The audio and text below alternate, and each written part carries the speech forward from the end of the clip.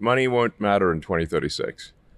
I'm not sure that the people who bought your shares think that money won't matter in 2036. Well, what do you want money for?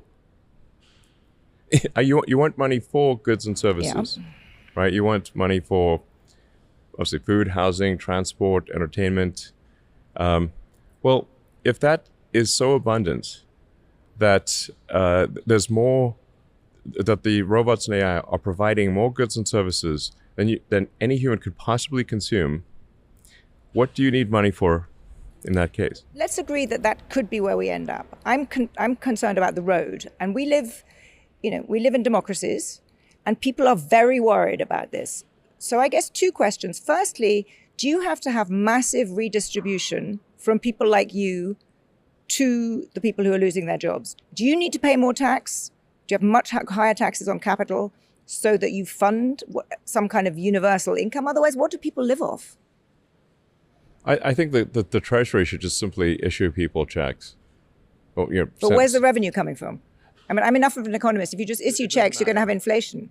This is like a lot of what we're trying to think about is these things were relevant in the past. They will not be relevant in the future. So, like, inflation is simply the ratio of money to goods and services. So, if the goods and services output increases dramatically, if it increases, 1,000%, you can literally print, or these days change the database. It's never print money. You create money in the database, provided the creation of that money is less than the rate at which goods and services increase.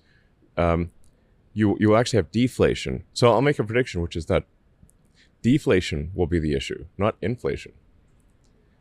Because as the output of goods and services increases, if the output of goods and services increases faster than the money supply, you will have deflation. I'm perfectly willing to believe that. You may well be right. Statement of fact. Absolutely, you may well be right.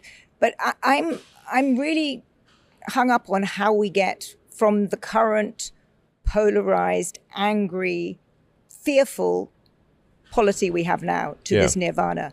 And I think you can paint a picture where people are so scared by this, they essentially try to stop it. Maybe they can't, but you get nationalized. There's a kind of, far left government. There's exorbitant tax increases. The kind of economy crumbles because people are so worried about a future, which does sound quite scary as you describe it. So how do you handle the politics now? It's exhilarating and terrifying.